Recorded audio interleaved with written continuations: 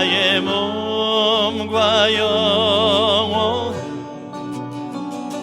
주님은 해로 다 채워주소서.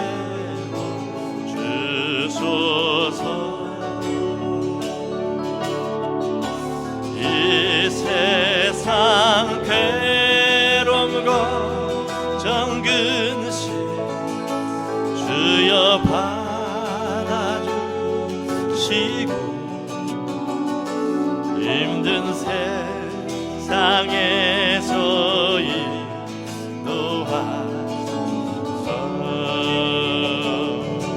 예수 예수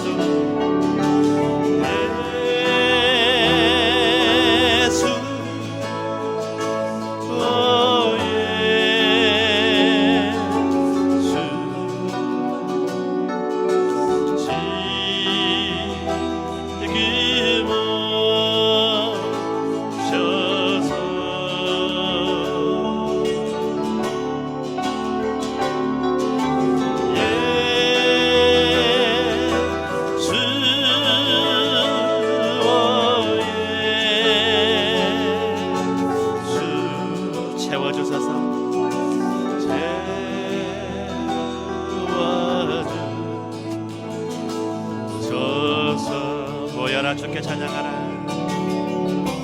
모여라 주께 찬양하라.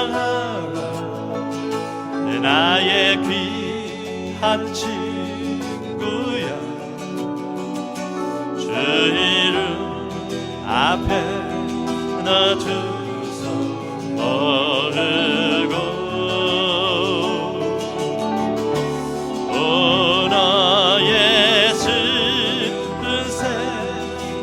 눈물 너의 쌓인 아픔을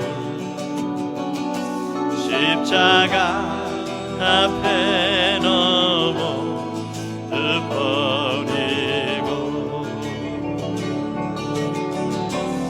할렐루야.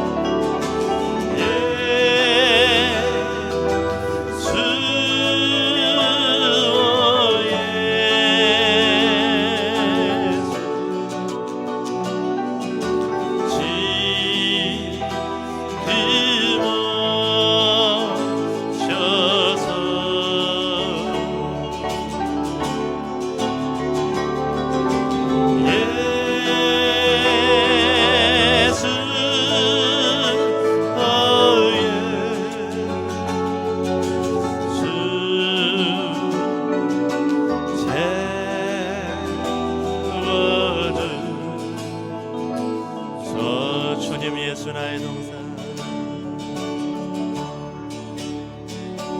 주님 예수 나의 동산. 내 맘속에 동력하는 아침 햇살 가득 안고 활짝 피는 백합 같아. 그 안에서 이 생명도 피어나는 꽃 되리라. 오 하나님 이 꽃밭은 주의 제단 밝히리니 은혜로운 사랑으로 하늘 평안 내리서. 주님 예수 주님 예수 나의 동산. 내 맘속에 동력하는 아침 햇살 가득 안고 자라나는 나무 같아. 그 안에서 이 생명도 귀한 제목 되겠어요.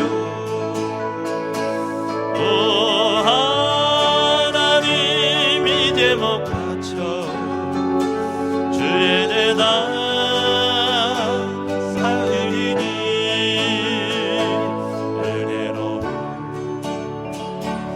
사랑으로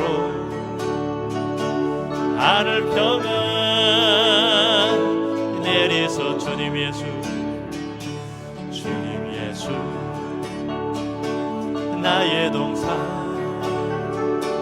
내 맘속에 동력하는 아침 햇살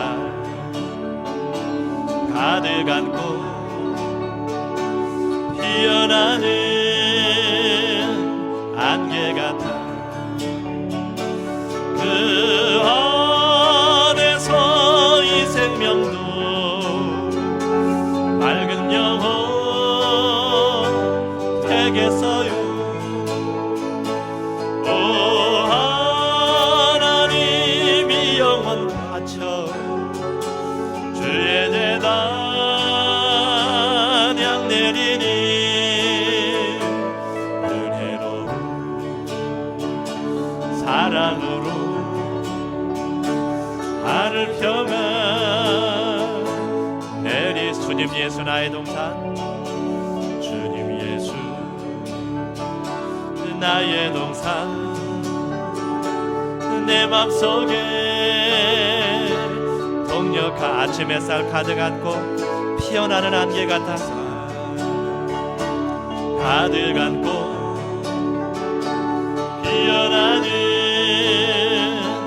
안개 같아 그 안에서 이 생명도 맑은 영혼 되겠어요. 오 하나님 이 영혼 바쳐 주의 재단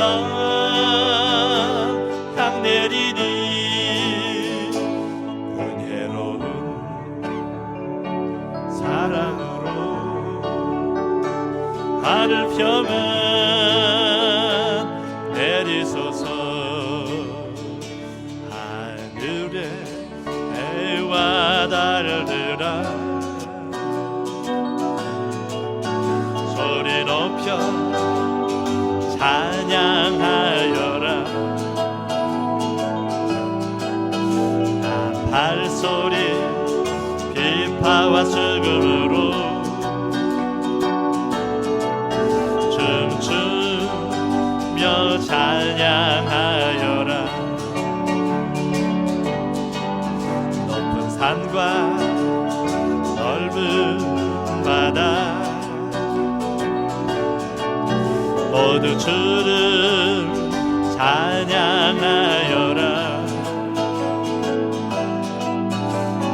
무릎이 있는 자마다 여호와를 찬양하여라 아멘 세상 모든 사람들아 주를 찬양하라 살아계신 나의 하나님은 아멘 세상 모든 사람들아 주를 찬양하라 살아계신 너의 하나님은 어렵이 있는 자마다 여호와를 찬양하여 세상 모든 사람들아 세상 모든 사람들아 주를 찬양하라 살아계신 나 하나님은 세상 모든 사람들아 주를 찬양하라 살아계신 너의 하나님은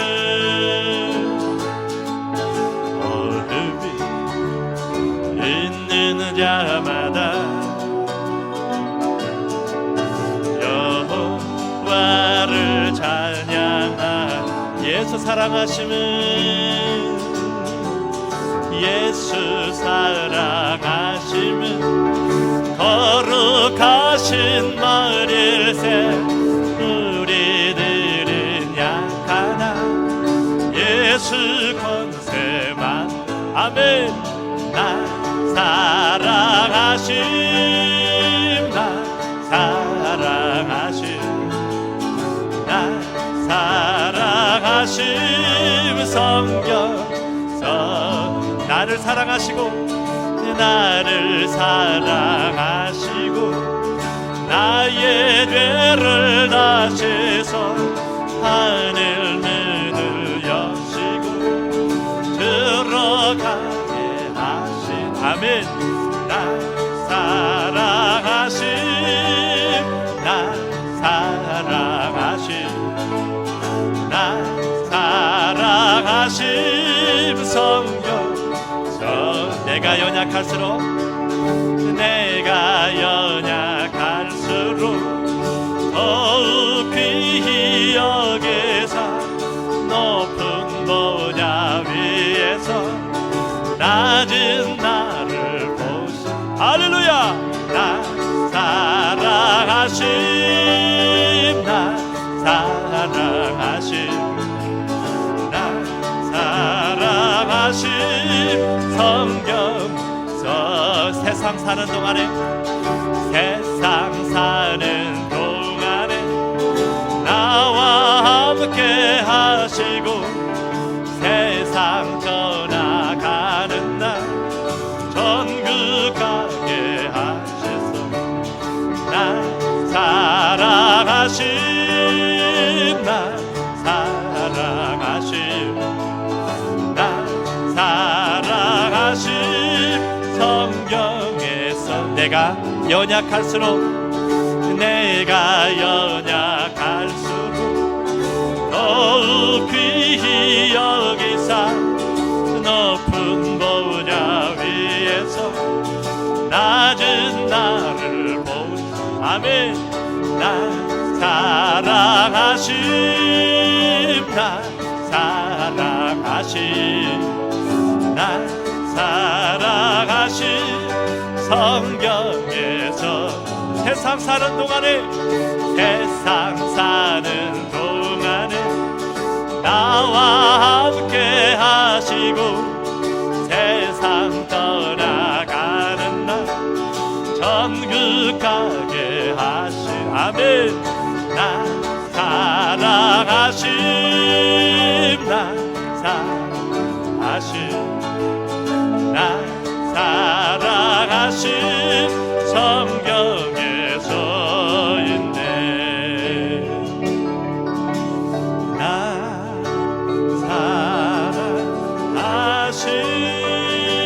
사랑하심 나 사랑하심 날 사랑하심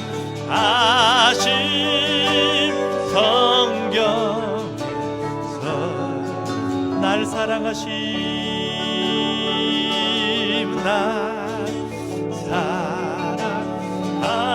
사랑하심 날 사랑하심 날 사랑하심 성경에서 아멘 주 사랑이 나를 숨쉬게 세상 그 어떤 어려움 속에도 주 은혜로 나를 돌보시며 세상 끝날까지 지켜주 주 사랑이 나를 이끄시네 주 사랑이 나를 이끄시네 내가 갈 수 없는 곳으로 내가 갈 수 없는 그곳으로 주 사랑이 나를 붙드시며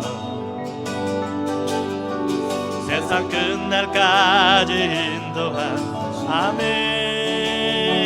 주님만이 내 아픔으시며 주님만이 내 마음으로 만지네. 어느 누구도 나를 향하신 주님의 사랑을 끊을 수 없네. 주님만이 내 능력이시며 주님만이 나의 구원이시네. 어느 누구도 나를 향하신 주님의 사랑을 끊을 수 없네. 오소서 진리의 성령님, 오소서 진리의 성령님, 이 땅 흔들며 임하소서. 거짓과 탐욕 죄악에 무너진 우리 가슴 정케 하소서. 아멘. 오소서 진혜의 성령님,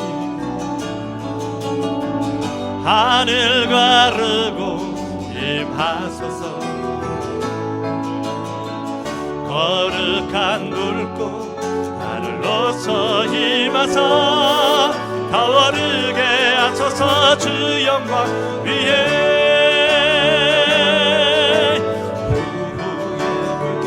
타오르게 하소서.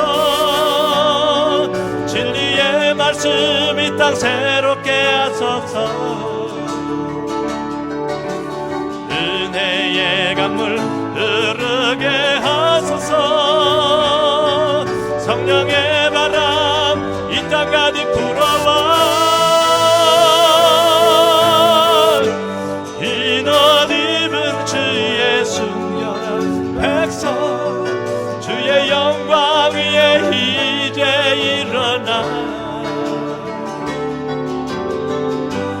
열방을 치유하며 행진하는 영광의 그날을 주소서.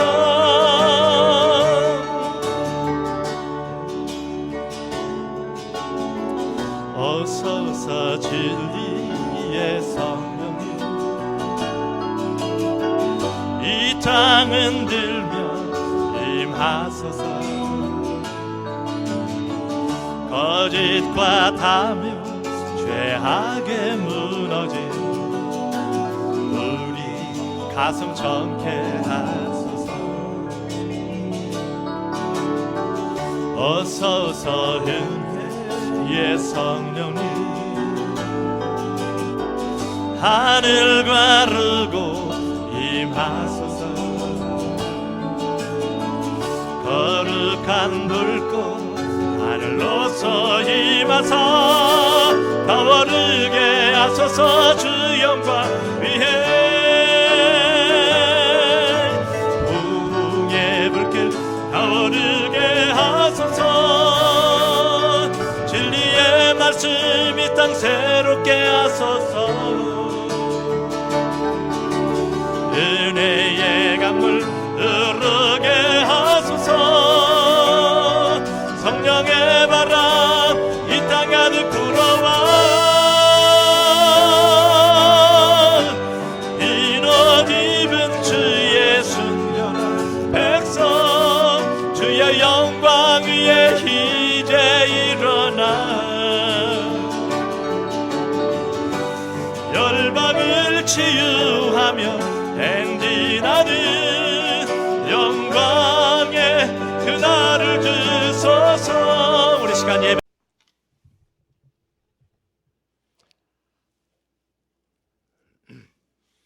반갑습니다. 여러분께서 함께 예배하면서 주님께 저희들에게 이 시간에 또 은혜 주셔서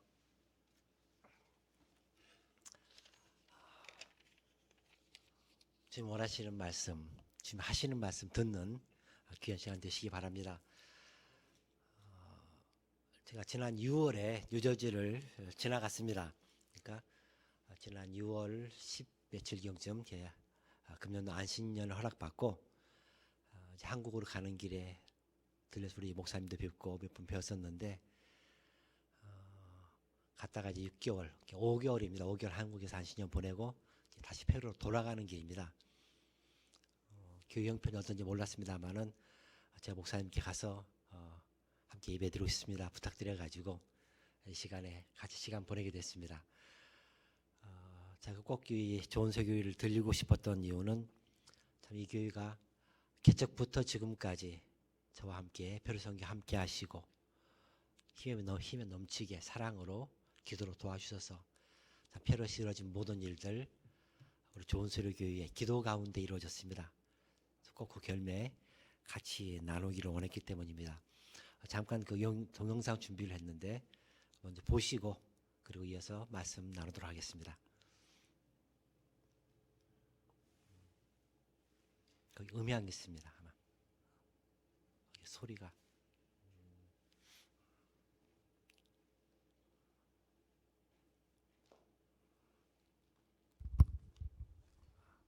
저희가 안 되는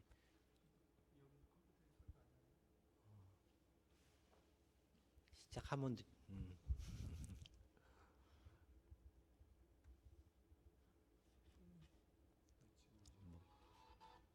예, 그러면 됩니다. 예.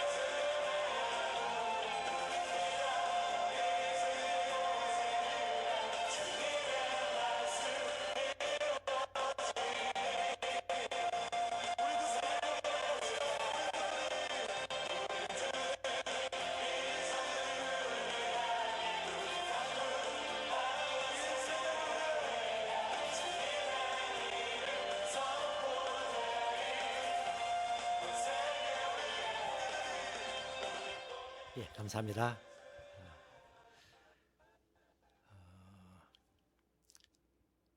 여러 가지 일들 이렇게 영상으로 보셨습니다만은 그러나 저 모든 일들 여러분들이 기도 가운데 사랑 가운데 이루어진 일들입니다. 우리의 열매입니다. 오늘 본문 잠시 살펴보겠습니다. 제가 가진 성경 그 개역 성경에는 이렇게 번역이 됐습니다. 바울이 온 이태를 자기 셋집에 머물면서 자기에게 오는 사람을 다 영접하고 하나님의 나라를 전파하며 주 예수 그리스도에 관한 모든 것을 담대하게 거침없이 가르치더라. 바울의 선교, 바울의 설교의 내용이죠. 감옥에 있으면서 예수님에 대한 모든 것들을 비록 감옥이었지만 그러나 거침없이 담대하게 가르쳤다는 말씀입니다. 그런데 이 구절이 사도행전의 맨 마지막 구절입니다. 사실은 바울의 설교 내용만이 아니라 바울의 삶에 대한 내용으로도 보입니다. 그가 다메스코 상에서 주님을 만난 뒤에 로마 감옥에 가기까지 그의 모든 사역들 돌아보면은 참으로 그는 모든 것을 담대하게 거침없이 행했던 것을 봅니다. 근데 바울의 사역이 어떠했는가? 선교사로서의 바울의 삶을 돌아보면은 선교사로서의 그 사역 하나하나가 제대로 된 일이 참 드뭅니다. 다메섹에서 주님을 만났습니다. 그때부터 이방인을 위해 세워진 특별한 종으로 그렇게 본인도 들었고 다른 사람도 알았습니다.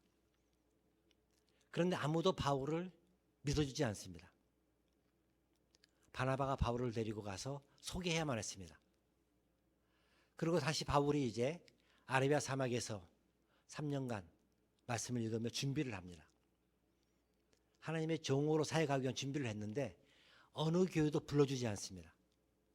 그래서 바나바가 또다시 바울을 자기가 목회하던 안디옥 교회로 불러서 같이 동역을 했습니다.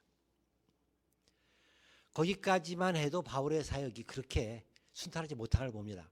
그런데 그 뒤로 이제 바나바와 바울이 선교사로 나가지요. 마가 요한을 동행해서 세 명이 한 팀을 만들어서 나갔습니다. 처음 선교여행을 나가면서부터 마가 요한이 중간에 도망을 칩니다. 물론 마가 요한이 가졌던 어떤 인간적인 한계, 부잣집 아들이라는 문제도 있었겠지만 어떤 점에서는 바울이 마가 요한을 제대로 잘 케어하지 못해가지고 그렇게 도망칠 수밖에 없는 그런 모습이 있지 않았는가 하는 것도 볼 수 있습니다. 1차 여행을 마치고 돌아왔습니다. 2차 여행을 떠날 때 선교성을 만드는데 바울과 바나바가 심히 다투었다고 합니다. 바나바는 바울에게 있어서 은인입니다. 아무도 바울을 인정하지 않았을 때 바나바가 그 말을 인정하고 불렀습니다. 바나바는 별명이 위로자고 그랬고 성격이 온유한 자라고 그랬습니다. 바나바와 바울을 다쳤다는 것은 사실은 바나바가 졌다기보다는 바울 쪽에서 거부를 많이 한 겁니다. 바나바는 마가를 데리고 가자 그러는데 바울은 못 데려가겠다고 한 거죠. 그렇게 해서 이 선교팀이 갈라집니다. 두 팀이 됐습니다. 선교팀이 첫 번째 여행을 마치고 두 번째 나가면서 두 팀으로 갈라지는 겁니다. 그 뒤로 이어지는 바울의 여행을 보면은 가는 도시마다 복음을 전하고 복음을 전한 결과가 나타난 것은 바울이 감옥에 갇히거나 매를 맞거나 쫓겨납니다. 드로아에 가서 이제 바울이 아시아로 전도여행을 하고자 합니다. 그의 비전이 소아시아 쪽으로 있습니다. 그쪽에 있는 교회들로 나가고자 길을 찾는데 가는 길마다 막힙니다. 그래서 계속 도시를 옮겨가면서 바울이 길을 찾습니다. 그게 안 돼서 있을 때 마지막 드로아에서 환상을 봤습니다. 마게도냐 사람이 건너 우리를 도우라 그럽니다. 그래서 그 환상을 보고 주님이 우리를 마게도냐로 인도하신다 믿고 이제 유럽으로 건너갔습니다. 바울의 계획이 아니라 그 모든 환경들이 맞지 않았기 때문에 결국은 유럽으로 갔습니다. 그 첫 성 마게도냐 그 빌립보에서 복음을 전하는데 전할 곳이 없습니다. 그래서 강가에서 여인들에게 전도를 하다가 그리고 한 여종이 하도 귀신들 여종이 귀찮게 그 여종을 고쳐줬다가 그만 감옥에 갇힙니다. 또다시 맞고 그리고 쫓겨납니다. 그 바울의 선교 여행을 보면은 항상 공통적인 모습을 보는데 들어가서 복음을 전합니다. 일부는 믿고 일부는 다수가 믿지 않습니다. 그래서 그곳에서 유대인들이나 또는 다른 사람들에 의해서 결국은 감옥에 갇히거나 태형을 당하거나 그리고 쫓겨납니다. 쫓겨날 때도 어떤 때는 도망칠 방법이 없어가지고 도시 위로, 성벽 위로 줄 타고 도망칩니다. 바울의 선교 여행의 사역 하나하나를 보게 되면은 우리의 눈으로 보기에 각각의 선교 여행이 사역들이 실패하고 좌절할 만한 일들이 보입니다. 마지막 바울의 목적지가 로마였습니다. 로마로 가기를 위해서 기도했고 계획을 세웠습니다. 근데 아마도 바울은 전혀 추호도 자기가 죄수가 되어서 가리라고 생각 못했을 겁니다. 예루살렘에 가서 죄수가 됩니다. 쇠사슬에 매어가지고 끌려갑니다. 죄수로 가는데 그 배가 파선을 당하죠. 물에 빠져 죽을 뻔합니다. 겨우 살아나가지고 육지로 올라가니까 이번에는 독사가 손을 물었습니다. 거기 있는 원주민들이 말했습니다. 이 사람은 정말 죄인이다. 바다에서 살았지만은 신이 그를 징계한다 그랬습니다. 죽을 거다 그랬습니다. 죽지 않으니까 이번에 사람들이 이제 신이다 그랬습니다만은 그런 과정들 하나하나를 돌아볼 때 바울의 선교 여행들이 바울의 계획과는 다른 모습으로 계속 이끌어진 걸 봅니다. 다른 모습으로 가게 될 경우에 바울은 그것이 그들의 그 자신의 기도와 열매라기보다 어떨 때는 환경 때문에 이루어진 것도 봅니다. 우리가 보기에 바울이 좌절할 만하고 내가 왜 이렇게 실패하는가 할 만했는데 바울은 전혀 그런 말을 한 적이 없습니다. 바울은 언제나 확신 가운데 거합니다. 디모데후서 4장을 잠깐 찾아보십시다. 오늘 읽은 본문 조금 더 뒤로 가면 디모데후서 4장 7절과 8절에 바울이 그렇게 고백을 합니다. 나는 선한 싸움을 싸우고 나의 달려갈 길을 마치고 믿음을 지켰으니 이제 후로는 나를 위하여 의의 면류관이 예비되었으므로 그렇게 말합니다. 바울은 분명한 확신이 있는데 내가 잘했다는 겁니다. 내가 싸움을 싸웠는데 그 싸움을 내가 잘 싸웠기에 내게 의의 면류관이 예비되었다라는 확신을 가지고 있습니다. 바울의 그 확신이 어디에서 오는가? 로마서 8장에서 볼 수 있습니다. 로마서 8장 28절에 저희들이 잘 아는 구절이 있습니다. 근데 그 구절이 저희들이 가끔 오해를 합니다. 8장 28절 우리가 알거니와 하나님을 사랑하는 자 곧 그의 뜻대로 부르심을 입은 자들에게는 모든 것이 합력하여 선을 이루느니라 그랬습니다. 모든 게 다 잘 될 거라는 겁니다. 하나님을 믿는 자에게는. 그런데 이 고백을 한 바울의 심정이 상황이 어땠을까? 만약 모든 것이 형통했더라면 모든 것이 기대대로 잘 되었더라면 이 고백이 필요 없습니다. 잘 되고 있거든요. 지금 이미 선입니다. 바울이 이 고백을 하는 이유는 그 상황들이 제대로 되지 않았다는 겁니다. 기도 제대로 되지 않았고 어렵고 환란이 있고 문제가 있기 때문에 우리가 보기에는 그 상황에서 보기에는 이것이 지금 실패처럼 보이지만은 환란처럼 보이지만은 그러나 그 모든 것들이 결국은 합력하여 선을 이루더라라는 결과를 말하고 있습니다. 바울의 믿음의 고백이면서 동시에 그것은 그 당시 상황이 아니라 뒤에 이루어질 일을 말합니다. 그것은 상황의 순간순간마다 바울의 삶, 바울의 선교의 사역 가운데에는 어려움이 있었다는 것입니다. 이것이 오늘 여러분과 저희들과 함께 생각할 부분입니다. 저희 선교 사역 가운데에서 하나님이 하신 일들, 또 여러분의 각각의 개인의 가정, 삶 가운데에서 또 우리 교회가 나아가는 그 과정 가운데에서 모든 것이 우리의 기도대로 우리의 소원대로 되지 않더라는 겁니다. 우리는 이렇게 되기를 기대하고 기도했는데 이것이 잘 되는 것 생각했는데 오히려 그것이 안 되고 무너지고 환란이 되고 그러는데 그 뒤에 지나고 보니 하나님이 다른 길을 예비해 주셨다는 겁니다. 그게 오히려 합력하여 선을 이루었다는 것입니다. 바울의 사역이 얼마나 어려웠던지 사람들이 그에게 말했습니다. 저 사람은 사도가 아니다. 물론 거기에 다른 여러 가지 요소도 있습니다만은, 그러나 그런 말이 나온 배경 중에 하나는 그 당시에 초대교회 교인들이 보기에 저 사람이 바울 사도님의 보내신 말은 사도라면은 저렇게 일이 안 될 수가 없다라는 점도 있을 겁니다. 바울 스스로 말합니다. 내가 몇 번이나 40에 하나 가만 태형을 맞았고, 내가 몇 번이나 감옥에 갇혔고, 내가 몇 번이나 강도를 만났고, 그런 일들이 줄지어 일어났다면은 저 사람 뭐 잘못하고 있는 게 아닌가, 하나님의 뜻을 거스르고 있는 게 아닌가라는 판단이 있었을 겁니다. 그러나 바울은 한 번도 그렇게 자기 자신을 살면서 주저하거나 또는 자기 자신을 의심한 적이 없습니다. 내가 주님의 길을 걷고 있다는 확신이 있었습니다. 어디에 그 비결이 있었겠습니까? 하나님 안에서 살아갈 때 하나님 우리의 삶 가운데 어려움을 주십니다. 많은 경우에 우리의 잘못으로 말미암아, 우리의 불순종으로 말미암아 어려움들이 오고, 그것이 주님께서 우리를 깨우치는 과정이 되기도 합니다. 그러나 또다시 또 다른 경우 분명히 순종하는데도 불구하고 어려움들이 오기도 한다는 것입니다.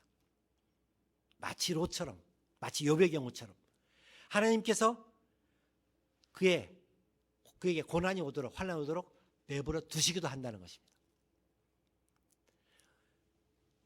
우리가 그래서 어떻게 분간할 것인가, 어떻게 분별할 것인가.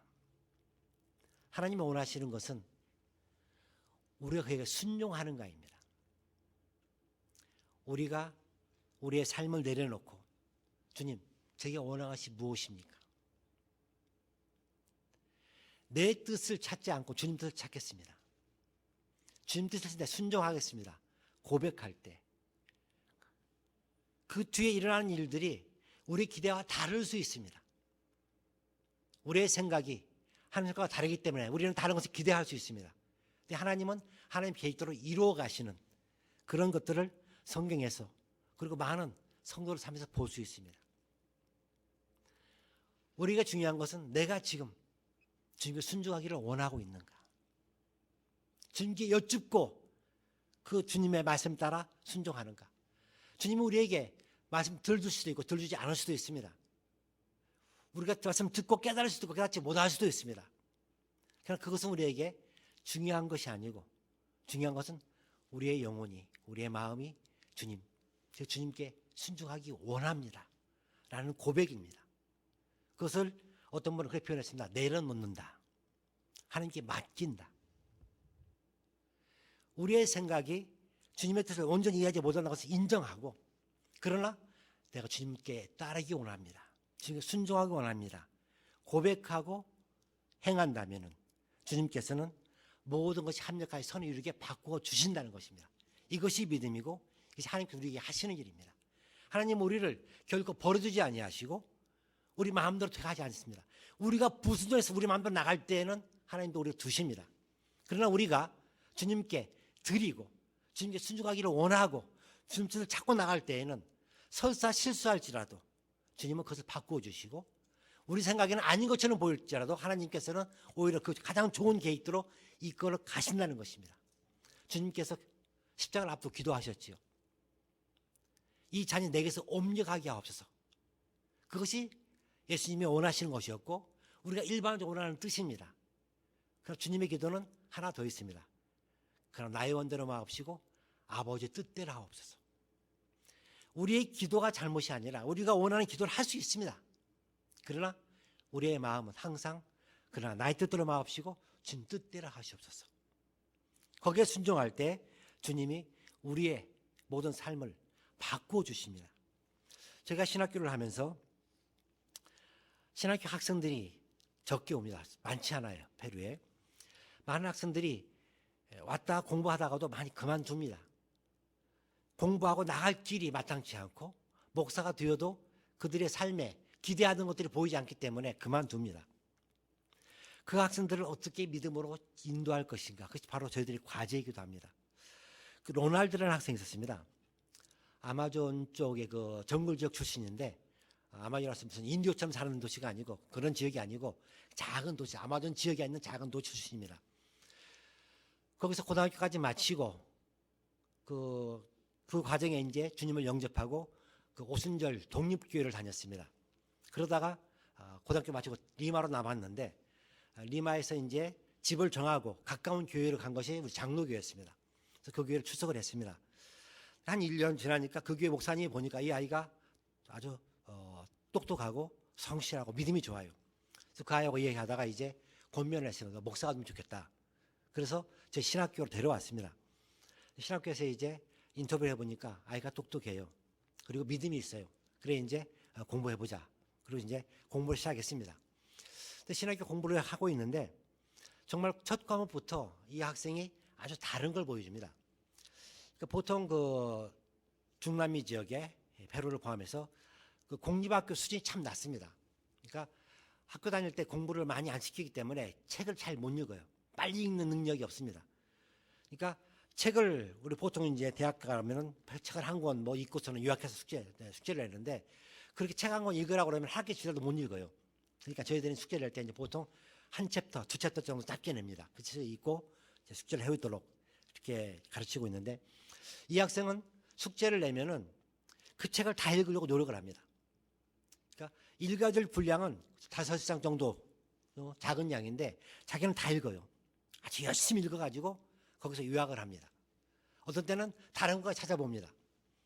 제 과목만 그런 게 아니라 다른 과목도 열심히 공부를 하고 성실히 책을 읽고 똑똑하고 그리고 이제 지혜롭고 그러니까 저만이 아니라 다른 교수님들도 이제 그 학생을 가르치면서 저들에게 조언하기를 이 학생은 특별하니까 잘 가르치면 교수가 될 수 있다. 그렇게 조언을 해줍니다. 그래서 우리도 그런 기대를 가지고 이제 그 학생을 가르쳤는데 저희들이 원하는 것은 이제 물론 교수가 되기 전에 먼저 목사가 되는 것입니다. 목회자로서의 경험을 갖고 목회를 알고서 신학을 가르칠 수 있도록 또 그런 이제 단계를 밟도록 하는데 그래서 이 학생이 4학년 때까지 쭉 신학 공부를 했습니다. 4학년쯤 됐는데 4학년 이제 올라갔는데 자기가 신학교 공부를 쭉 하면서 원래 출신은 오순절 계통이었습니다만은 스스로 이제 장로교인으로 내가 장로교인이 되겠다는 결심을 하고 장로교 신학을 잘 받아들였습니다. 근데 장로교 교회로 나가야 되는데 자기가 보니까 할 만한 교회가 없는 겁니다. 저희가 속한 그 페루 장로교회가 한 35교회입니다. 전국에. 리마 한 10교회쯤 있는데 큰 교회는 몇 개 없고 그러니까 자기가 나가서 복회할 만한 교회가 없다고 본 거예요. 그래서 이 학생이 자기는 개척하겠습니다. 그렇게 이제 얘기를 하길래 생각을 잘했다. 그래서 마침 하나님 아래에 있는 그 학생이 이제 리마 출신인데 그 누나가 변두리에 잡니다. 그래서 그 누나 집에서 개척을 하겠습니다. 그렇게 하라. 그래서 이제 4학년 2학기 때부터 교회를 개척을 시작했습니다. 저희들이 이제 찬송가, 성경하고 뭐 의자 좀 도와주고 나머지 자기들이 이제 다 하고. 그래서 개척을 하면서 교인도 많지 않으니까 자기는 이제 근로 노동 건축 현장에서 일을 하면서 시간 나면은 전도하고 또 자기가 많이 돈을 필요했으니까 한 4, 5일 일하고 한 이틀간 일하지 않고 이제 전도하고 이래서 일을 하면서 전도를 했습니다. 시간 날 때마다 열심히 전도를 해요. 그래가지고 한 명 결심하면은 또 그 사람을 계속 양육을 했습니다. 그래가지고 몇 달 지나니까 이제 처음에는 그 학생 둘하고 누나 가족 8명 모였었는데 한 20여 명만큼 모일 만큼 이렇게 교회가 성장을 했습니다. 잘 커나가고 있었어요. 잘하고 있다니 저희도 가끔 들어서 격려해주고 이랬는데 어느 날 그 다음에 한 8, 9개월 지난 뒤에 신학기로 왔습니다. 이 학생이 와가지고 하는 얘기가 저 이제 목회 그만하겠습니다. 그러는 거예요. 왜 그러느냐? 내가 하나님께 다시금 기도를 해야 되겠는데 정말 하나님은 나를 목사로 부르셨는지 물어봐야 되겠습니다. 그래서 왜 그러느냐? 이 얘기를 해보니까 이 학생이 이제 신학 공부를 하면서 자기가 보니까 많은 교회 목사님들이 목회를 하시면서 설교를 제대로 못 하시는 거예요. 제대로 설교하는 분들이 참 드뭅니다. 신학 공부한 분들이 없기 때문에. 그러니까 저분들에 비해서 자기는 설교를 제대로 할 수 있다. 나는 신학을 제대로 공부했다. 라는 자신도 있었고 또 자기는 여심도 있고 스스로 똑똑하다는 생각도 있고 그러니까 내가 목회하면은 내가 교회를 목회하면은 교인들이 구름다처럼 몰려올 것이라는 기대를 했습니다. 막 전도 열심히 해서 가르치면은 잘 양육하면은 교인이 돼가지고 그 교회가 열심히 더 전도하고 그래서 교회가 빨리 성장할 것이다 기대를 했는데 한 10달 목회를 했는데 아직도 교회가 성장하지 않는 거예요. 열심히 전도해서 다음날 주일에 오십시오 하면은 그때는 정말 눈물을 흘리고 결심하고 다음날 주일에 올 것처럼 약속을 했는데 안 온 거예요. 가보면은 술 먹고서는 이제 고조방태 늘어져 있는 겁니다. 전도해서 열심히 결심시켰는데 그게 의미가 없더라는 겁니다. 또 어떤 사람은 잘 양육을 했습니다. 몇 달 동안 성경 공부 시켜가지고 이제 막 친하게 성장하고 있는데 다른 도시로 가버리는 거예요. 이사를 가버리는 겁니다. 그러니까 자기는 열심히 일하는데 교회는 성장하지 않는 거예요. 그러니까 하나님께서 나를 목사로 부르셨다면은 내가 이렇게 좌절하고 실패하게 두지 않을 것이다. 뭔가 잘못됐다라고 생각한 겁니다. 그래서 정말 하나님 나를 부르셨는지 내가 확인하지 못하면은 내가 더 이상 목회를 할 수 없다. 근데 뭐 이미 제가 열심히 여러 가지 이제 고민했는데 결정을 하고 왔어요. 나는 목회 그만한다. 그래서 그럼 나가서 이제 다른 거 해봐라. 이렇게 보냈습니다. 이 학생이 그만두고 나와가지고 버스 차장을 했습니다. 페루 리마에는 이제 보통 다양한 종류의 차들이 있는데 25인승 콤비가 많은 그 주종입니다. 버스 차장이 옛날 우리 이제 뭐 한국의 70년대 80년대 버스처럼 아침에 새벽에 일어나가지고 버스 다 청소해놓고 기다리면은 아침에 출발하죠. 그러면 거기서 보통 3번 왕복한다고 그럽니다. 하면 버스가 왕복할 때마다 3시간, 4시간 정도 다른 종점까지 갔다가 올 때까지가. 3번 왕복하면은 하루가 갑니다. 저녁에 이제 청소해놓고 자면 됩니다. 일찍 출발하면은 좀 일찍 끝나고 좀 늦게 출발하면 늦게 끝나고 이제 그렇게 버스 자기들끼리 움직이겠죠. 근데 이제 차장을 했는데 자기가 그 뒤에 이제 차장을 하다 몇 달마다 왔어요. 저한테 왔는데 하는 얘기가 처음 버스 차장을 할 때 몇 달간은 그렇게 해피했답니다. 스트레스 받을 일도 없고 뭐 다음 주일에 몇 명이 올까 고민할 것도 없고 주일날 예배를 어떻게 할 것인가 뭐 주보 뭐 이런 걱정할 것도 없고 그냥 아침에 일어나서 씻고 나가서 일하고 저녁에 와서 씻고 자면은 일 끝나는 거예요. 아주 단순하게 시간 나면은 손님 없으면 책 좀 보고 기도도 하고 성경도 읽고 그렇게 몇 달을 아주 단순하게 살았답니다.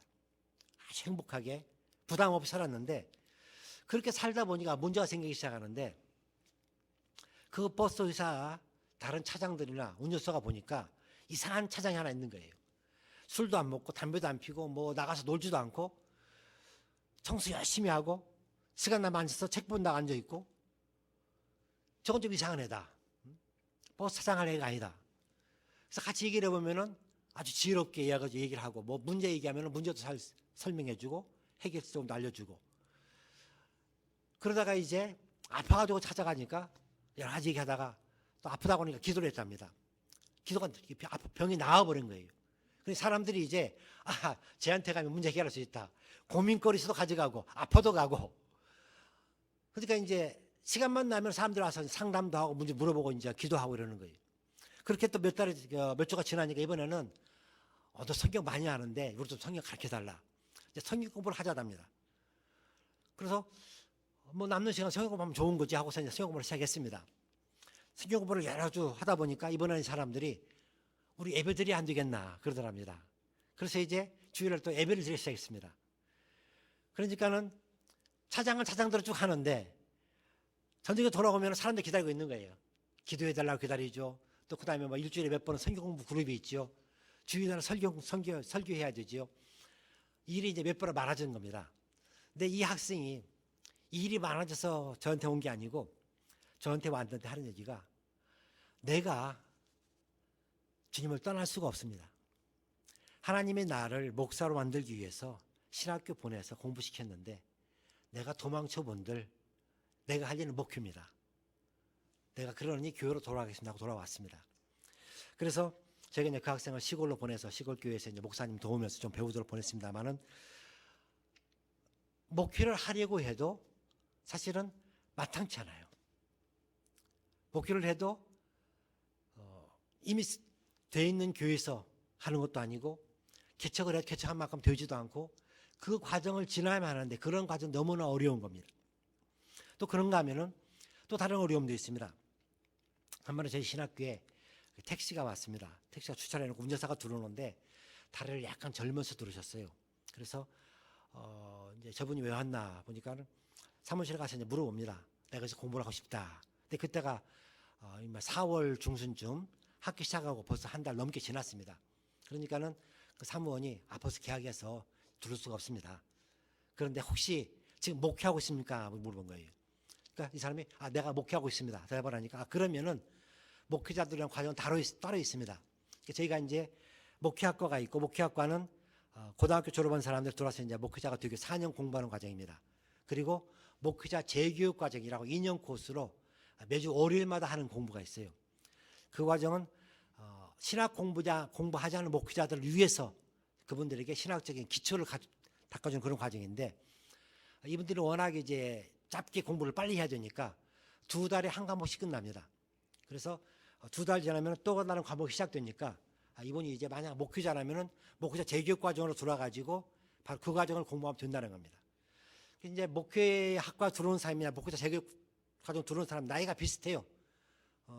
고등학교 졸업하고 막 오는 학생도 가끔 있지만 대부분은 몇 년 동안 사회생활 하다 오기 때문에 본인이 내가 목회자가 아니다 말하기 전까지는 구분이 안 갑니다. 그래서 이제 목회학과인지 목회자 재교육과인지가 바로 이 형사하고는 구분이 안 되는데 근데 이분이 이제 목회자 재교육 과정을 들을 수 있습니다라고 말을 하니까 한 가지를 더 물어보시더라고요. 물어보는 질문이 그런데 내가 신학 공부를 안 했는데 공부할 수 있습니까? 라고 물어본 거예요. 근데 이 질문이 아주 독특한 질문이었습니다. 그런 질문이 필요 없거든요. 왜냐하면 거기 목회자들 대부분 다 신학 공부를 안 한 분들이에요. 그런 분들을 위한 과정이 목회자 재교육 과정입니다.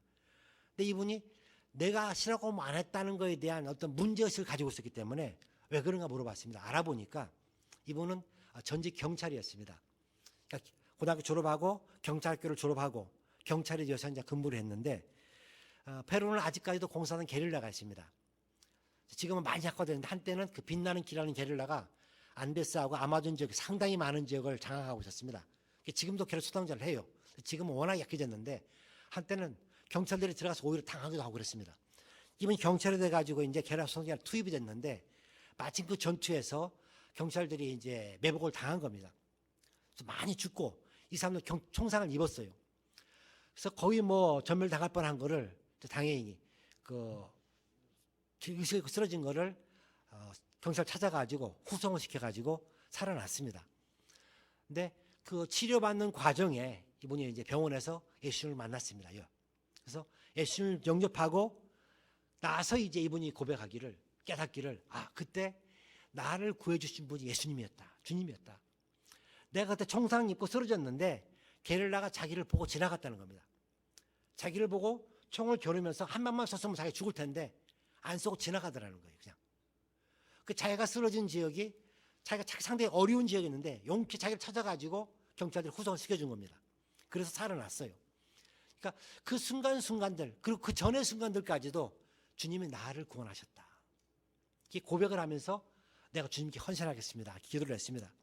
그리고 이제 병이 나와서 내려왔는데 늦어가지고 다리는 잘랐습니다.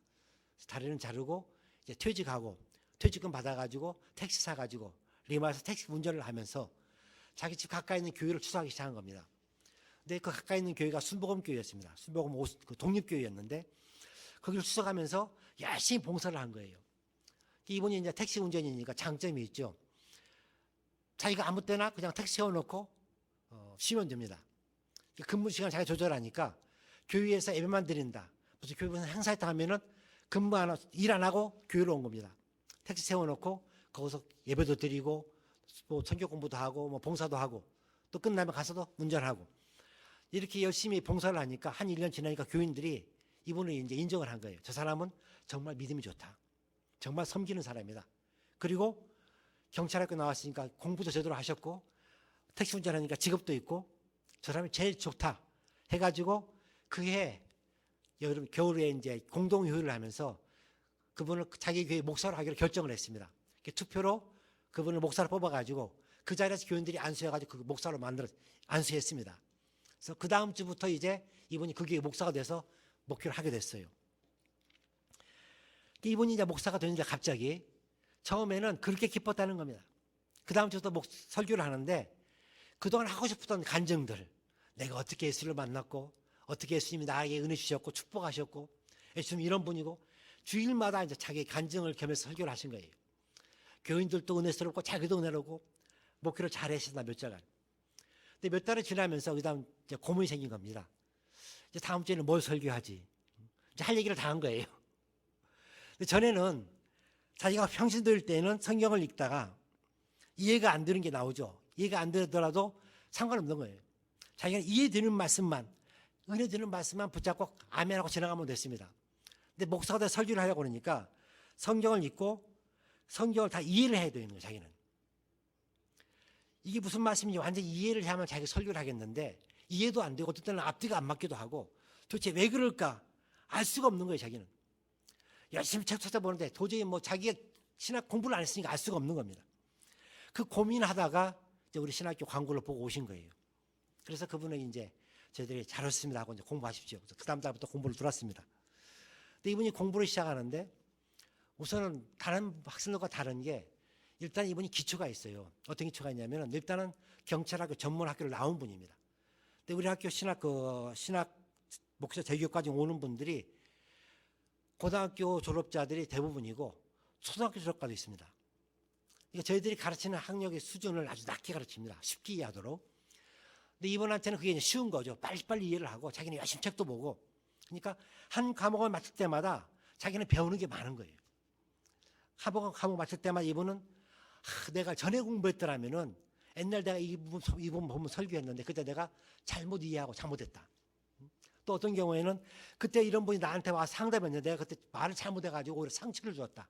이제 그런 깨닫는 거예요. 배우는 과목마다 자기는 다 아주 유용한 지혜가 되고 그 목회에 힘이 되는 겁니다. 그래서 그 잘하시는 모습이 보여요, 막. 그래서 마침 그해 저희 신학교에 단기 선교팀이 왔습니다. 그래서 그 단기 선교팀을 저희가 이제 여러 교회로 보내드리는데 그 교회에 이틀간 가서 봉사하도록 했습니다. 이 단기 선교팀이 그 교회 가서 낮에 이제 낮에는 의료 봉사하면서 또 성리학교도 하고 같이 전도도 하고 밤에 전도 집회하고 막 그 교회 주변을 전도를 한 거죠. 이틀간 열심히 전도를 잘했습니다.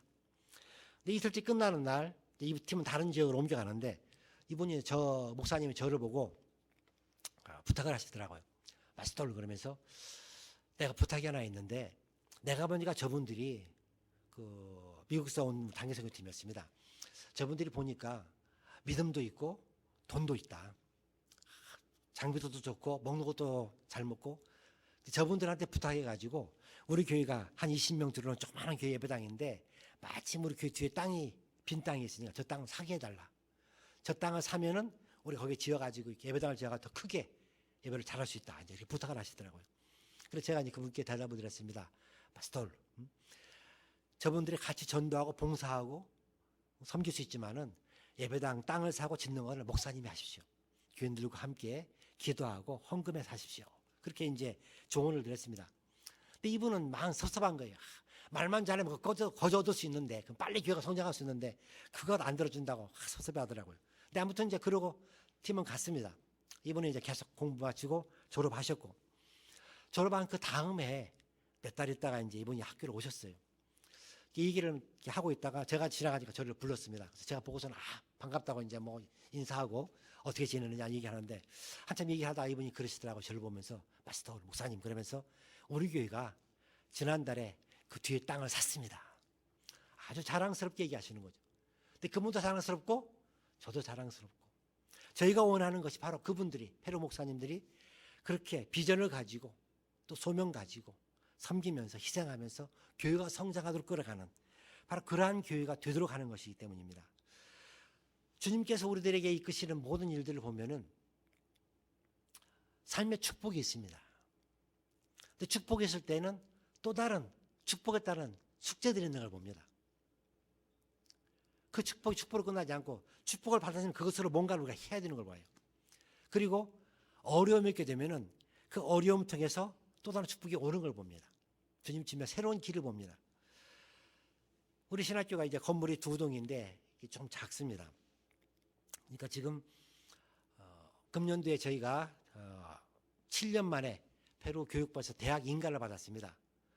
이제 내후년쯤에 우리가 건물을 새로 지어야 되지 않을까. 왜냐하면은 교육부가 원하는 교육부 그 기준이 있어요. 강의실 크기, 문 방향, 복도 크기 이런 게 있는데 우리가 갖고 있는 건물은 이제 주택을 개조한 거기 때문에 아무리 개조를 해도 한계가 있습니다.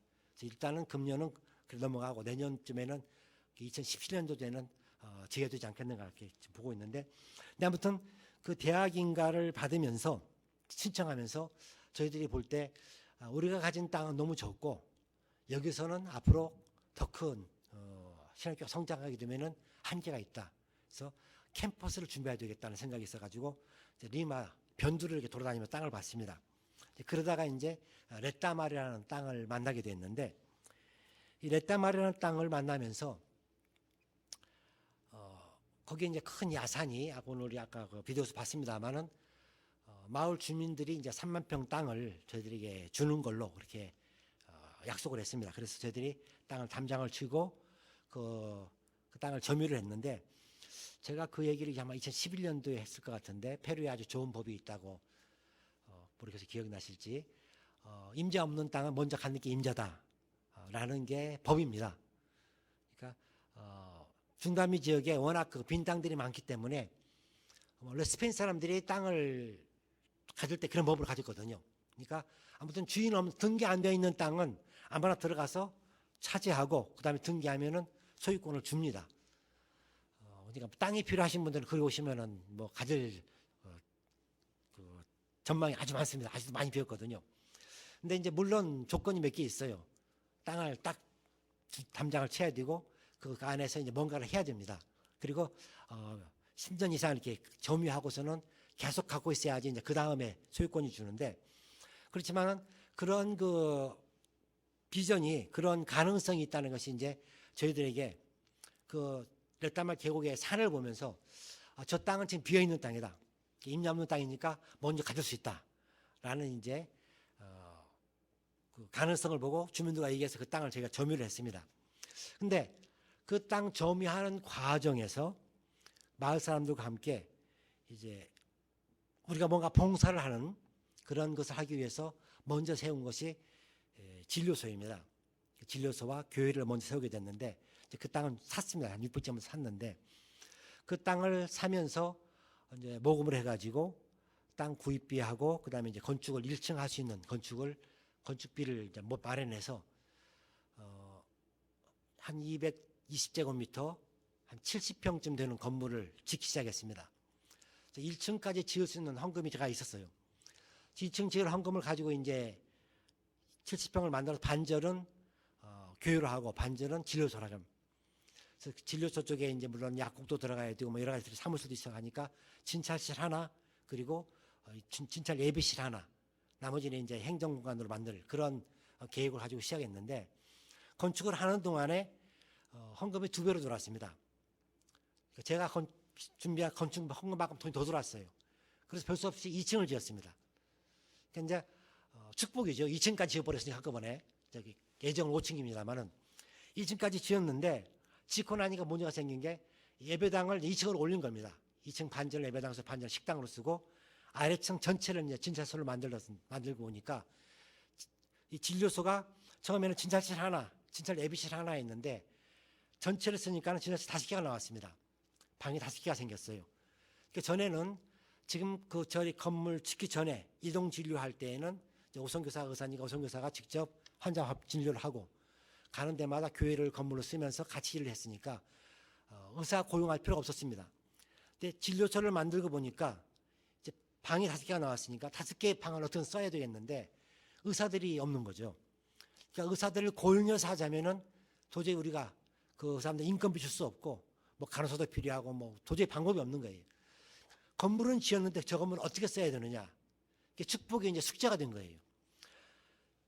그래서 저희들이 이제 걱정하는데, 마침 우리 신학교에서 우리가 해서 교제하던 그 의료의사 팀이 있습니다. 우리 그 진료소 동영상에 나와기를 자원봉사 의사들한 그가 나왔는데, 그분들이 누구냐면은 페루 기독 의료인 협회라는 단체가 있습니다. 저희가 페루 가면서부터 페루 기독 의사들 찾다가 그분들과 함께 연결되면서 그분들이 제대로 모임을 못 가지고 있길래 그러면 우리 신학교에서 모임을 가지십시오 해가지고 우리 신학교에서 매월 정기 모임을 갖기 시작했습니다. 그 신학교가 마침 페루의 리마에서 가장 큰 병원 가까이에 있습니다. 그러니까 우리 신학교 이제 예배당에서 이분들 계속 매월 모임을 한 5, 6년 가졌기 때문에 그분들과 저희들이 많이 친해졌습니다. 그래서 그분들에게 그 당시에 회장이 나사료라는 분이었는데 그분과 상의를 했습니다. 우리가 이러이러한 곳에 진료소를 짓고 있는데 축복이 돼가지고 진료소가 5개가 나왔다. 근데 우리가 운영할 방법이 없다. 지금 어떻게 하면 좋겠느냐. 우리가 고용할 수가 없다. 그러니까 그분이 이제 저를 보면서 하시는 얘기가 아니 무슨 걱정을 하느냐. 우리가 있지 않느냐 그러시는 거예요. 우리가 자원봉사하겠다 하시더라고요. 아니 그렇지만은 당신들 다 지금 병원에서 일하는 분들인데 어떻게 자원봉사를 하느냐. 이게 토요일 날 하루 가서 하는 것도 아니고 주중에 계속 움직여야 되는 병원인데 진료소인데 어떻게 하겠느냐. 그거야 뭐 우리가 여러 명이 하면 된다. 이렇게 된 거예요.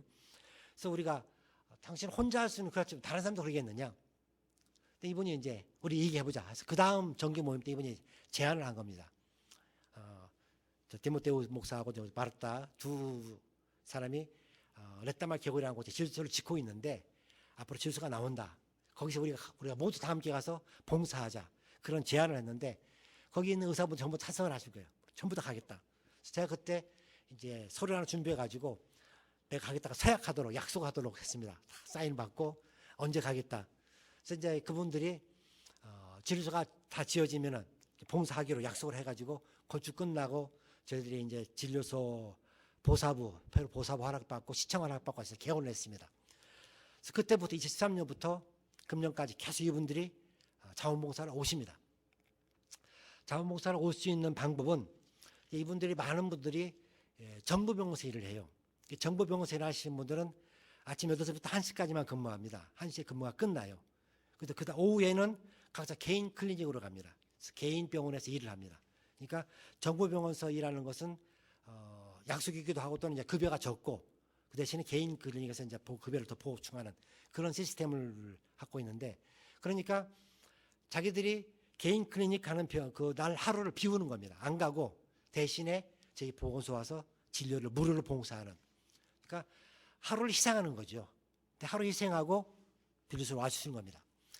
어떤 분은 그렇게 해서 한 주일에 한 번, 어떤 분은 난 도저히 안 된다 한 달에 한 번, 어떤 분은 내가 한 주일에 2번 올 수 있다 2번 오시는 분도 계시고 그래서 그분들의 자원봉사로 그때부터 지금까지 병원이 운영이 됩니다.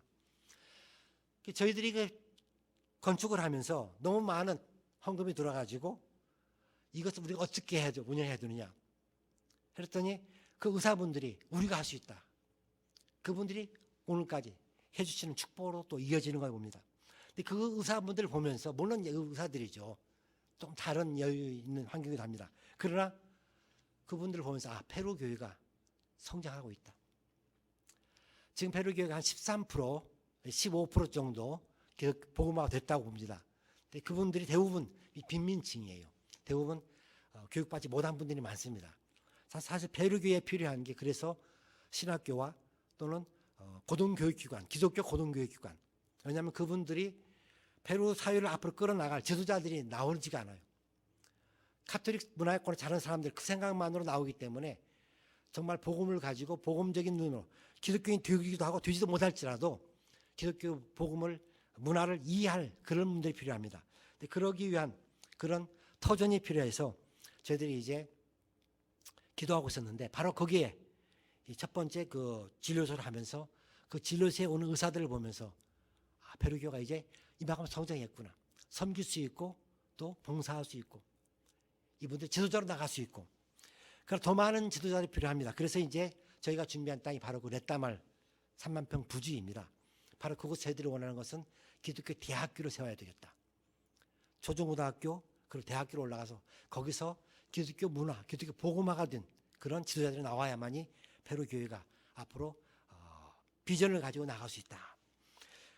이런 모든 것들을 보면서 하나님이 원하신 무엇인가? 사실은 레따말 땅도 받았습니다만 이제 축복이죠. 3만 평을 거저 받았으니까. 근데 그게 저희들에게 큰 숙제입니다. 어떻게 저 땅에 건물을 짓고 운영을 하고 제일 쉬운 거 지금 제일 급한 거는 그 땅을 평탄 작업부터 해야 되는데 그것만도 수만 불이 들어갈 뭐 수십만 불이 들어갈 작업입니다. 그래서 어떻게 할 것인가. 그러나 저희들의 믿음은, 저희들의 기대는 하나님이 시작하신 일 하나님께서 이루실 것이다.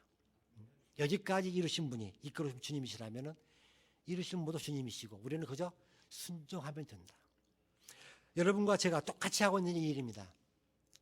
주님의 자녀로 살아가면서 우리가 물어야 될 것은 주님께 저에게 원하시는 것이 무엇입니까?